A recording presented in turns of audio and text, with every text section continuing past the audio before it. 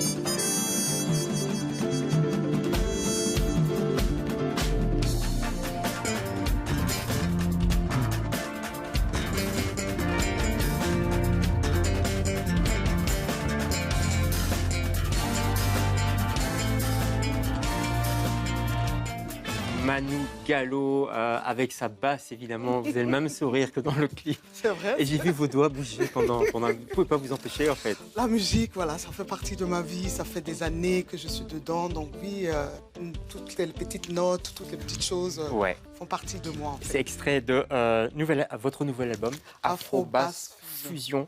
Très bel album et un concert à venir. On redonnera la date en fin d'émission, mais retenez déjà, ce sera le 13 septembre prochain. Vendredi 13, attention. Au théâtre J'espère que ça Marny, vous portera. ça va pas me porter malheur. Mais Tout non. va bien se passer. Et c'est au Marny, il y aura que du bonheur. C'est de la musique traditionnelle, en fait, ça, non? C'est un mélange, comme la fusion. En fait, je suis d'origine ivoirienne. Ouais. Je suis née en Côte d'Ivoire. J'ai grandi en Côte d'Ivoire jusqu'à mes 25 ans. Et, Ouais. On va regarder d'ailleurs une photo. Regardez la photo de Divo. Ça, Ouais. c'est le village, ça, la c'est le ville, la village. petite ville hein, où vous La avez ville où je grandi. suis née. Où vous jouiez avec les Ah, casseroles de la grand-mère. C'est une légende, ça Absolument. ou, Non, non, non, pas du tout. Parce que j'ai commencé à jouer au tambour à l'âge de 8 ans. Donc, Ouais. donc je tapais sur les casseroles.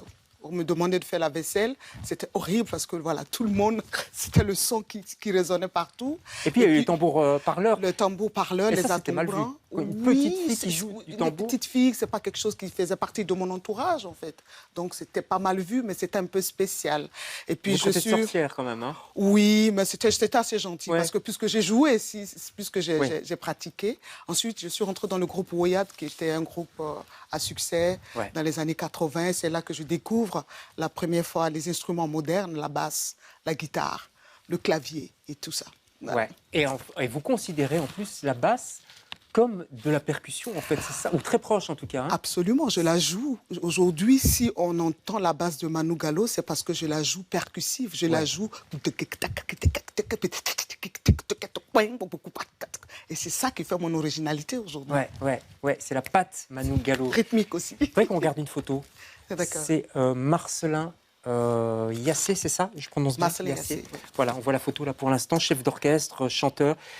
Il a été assassiné. Le 19 septembre 2002. Ouais. Il sortait du studio, il rentrait chez lui et les rebelles sont rentrés en Côte d'Ivoire. Ouais. Et jusqu'à aujourd'hui, il n'y a pas eu de procès. Jusqu'à aujourd'hui, il n'y a rien eu. Ce 19 septembre, il y a eu des milliers de morts en Côte d'Ivoire. On disait les troubles, c'est un mot un peu faux. Hein, mais et jusqu'à aujourd'hui, on espérait que tous les gouvernements qui viennent en Côte d'Ivoire puissent éclaircir cette chose pour qu'on puisse pleurer nos morts. Et j'espère sincèrement qu'un jour, il y aura un procès pour juger tous ces gens qui ont fait du mal à la Côte d'Ivoire. Qu'est-ce que vous lui devez à Marcelin Yassé? Tout, c'est grâce à lui. C'est lui qui m'a acheté ma première basse.